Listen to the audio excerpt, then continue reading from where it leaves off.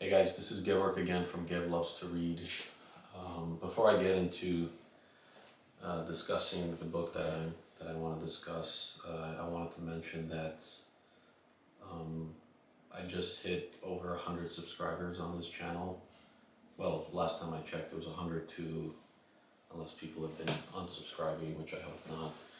So most of those people probably would have found the channel through the ad that I played.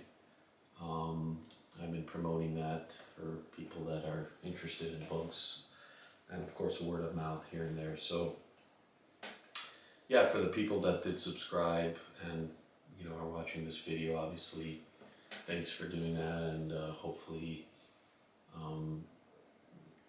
you found this channel useful so far, interesting, and I'm gonna keep at it and try to refine it as I go, make improvements as I go. It's a work in progress, but yeah, anyways, thanks for everyone that subscribed so far. Today I'm going to talk about a book called The Blindside, Evolution of a Game. So far all the books I've been discussing on this channel have been fiction, and I really wanted to start reading nonfiction again because I like nonfiction. I probably read close to as much nonfiction as fiction. And I thought, you know what, I've read like 7-8 books in a row of fiction. I wanted to just kind of mix things up again and read nonfiction. And I'm a fan of Michael Lewis. I've seen the movie Moneyball, which I really liked. So I thought, you know what, maybe I'd actually read one of his books. I've never read any of his books. And I decided to read Blindside, which is also was made into a movie as well. I suspect maybe some of you have seen the movie. I haven't personally seen the movie, but yeah, I thought I'd read the book. And basically the book is, primarily the book is about a young man named Michael Oher, who is a kid growing up, I think in West Memphis, Tennessee, in basically the projects, really rough neighborhood.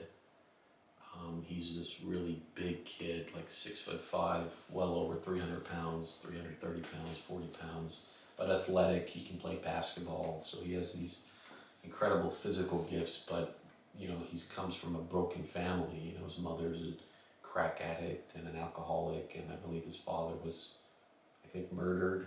So he basically comes from this unstable family, and really his life was going nowhere, and it would have gone nowhere until he was taken to this private high school in East Memphis, this Christian high school there. And then also then this white family, the Tuo family, ends up adopting him. They're a well-to-do family. The father's name is Sean Tuo, I believe, and then the mother's name is Leanne Tuo, and they just dedicate all their resources and time into this kid to teach him how to read, teach him how to do better in school. They hire a tutor. They get his GPA up to a level that's acceptable for him to actually be able to end up going to college and being able to play college football. So they really, basically put their blood and sweat and everything into this kid to kind of turn his life around. And, and then because of his physical gifts, God-given gifts, he attracts all this attention from all the great universities in the area. The SEC teams like LSU, who was coached by Nick Saban, who's one of the most famous football coaches out there. He ends up going to the Ole Miss University, which is was at the time was coached by Ed Orgeron, Coach O, who is now the coach of LSU and actually won the national championship. So it's kind of interesting reading the book because you actually see all these iconic, famous football coaches actually going in and to the Tuo family and trying to convince this young man to go to their college. So that's kind of the story of Michael Orr. There's also 3 or 4 chapters in the book, kind of dispersed, intertwined throughout the book, that talk about the evolution of the game of football. So I think for people that are fans of football, they might find it interesting. For people that don't know much about football or don't care, you may not even like this book, because it does, obviously it's a human story at the end. That's probably the most important thing, but football is a big part of the story of the book.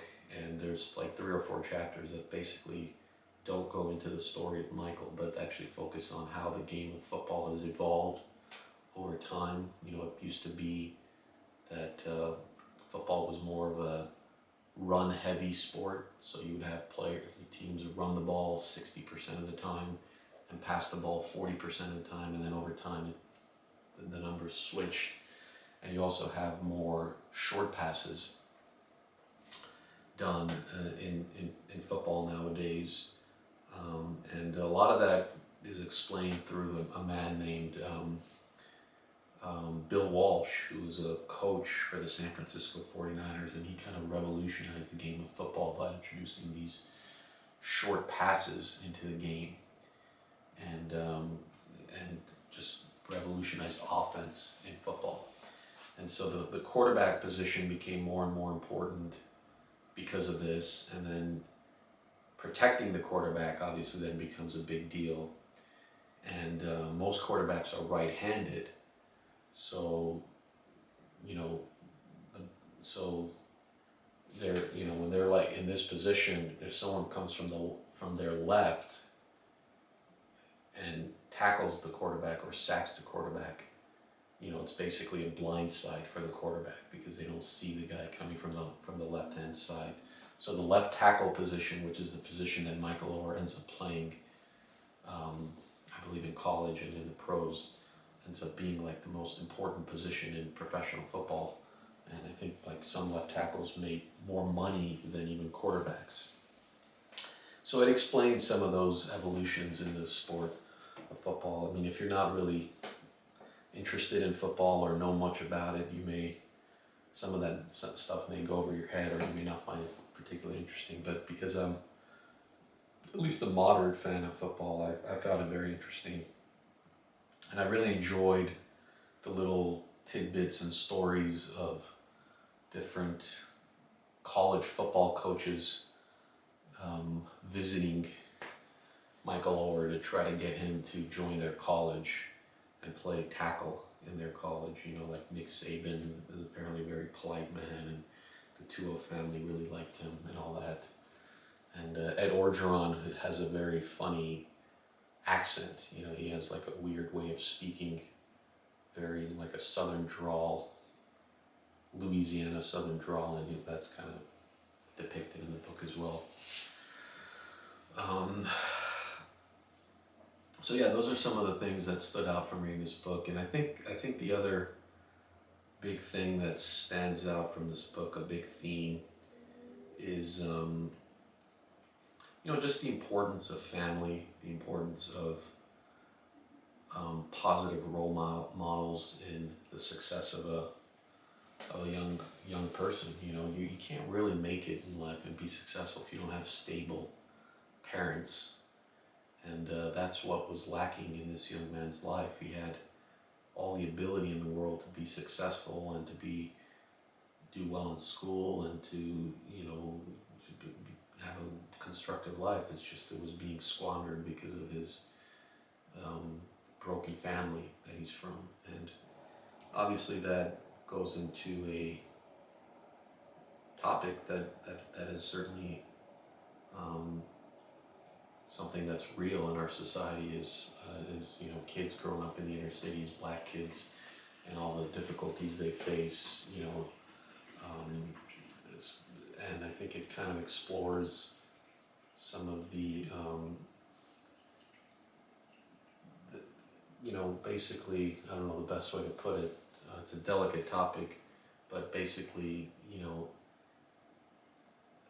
it's very hard to succeed if you have an unstable family life. Now, is that caused by societal issues that's causing that in the black community? Is it something else? But I think it does touch on that topic of, you know, the number of households, black households that have a stable two-parent household is very low. I don't know the exact number, but it's dropped a lot in the last 50, 60, 70 years. And I believe it's dropped a lot throughout our country, not just throughout different demographics, but I think it's particularly high in the black community. So maybe that's part of what this book is exploring too, is, you know, the effect of that, the drugs and crime that affects the black community, how it's affecting generations of children who grow up without a stable family and therefore not able to necessarily maximize their potential in life. So that's an interesting topic, and I do think that's one of the topics this book really it's certainly at least underneath the surface is that issue. And it's not that to say, I don't know what Michael Lewis's politics are. I don't know if he's a conservative, and he would say that the problems with the black community are more having to do with the breakdown of the family versus other things that are in play. But certainly in this particular case, you have a kid that really only became successful until he had a stable family in his life, and he was going to squander all of his opportunities if not for that, or his life basically, if not for that. So something to think about. Just the importance of family, I think, is really one of the big themes and one of the big lessons of this book. So I think that applies to every one of us. If you're raising kids, you gotta be there for them and try to do your best. It's a difficult job, but you gotta try to do your best to be the best adult role model you can be for your children. That's the only way they're going to succeed. And you could see with Michael Orr, he just didn't know how to function in the world because he just was never given a role model that actually showed him the ropes and how to fit into society. Not to mention the fact that his lack of schooling was a disaster. I mean, he couldn't read, he couldn't write, he had like first grade level academic skills, into his high school years. He was always in and out of high school. So anyways, I think, this is all based on a real story. Michael was a real person. He went to the Ole Miss University. He became a professional football player. I think he played for the Baltimore Ravens, the Carolina Panthers. I think he even won a Super Bowl. And he's a really nice person. I mean, that's how he's depicted in the book, like a delicate, young, gentle giant, basically. So that's basically The Blindside. I really like the book because I like nonfiction and I like football. So I was very much attracted to the book for that reason. And I think that it has an interesting message to say also about the role of family and how family, how important that is in the development of kids. So I think that's basically it for Blindside. For anyone that's read this book, I'm curious what you think.